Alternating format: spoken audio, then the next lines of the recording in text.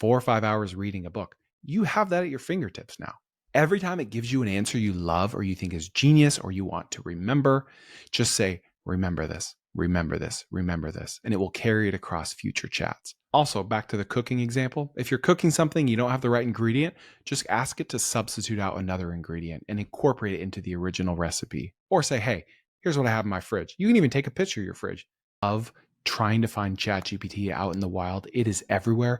And I swear I can't prove it, but I just know that the engineers at OpenAI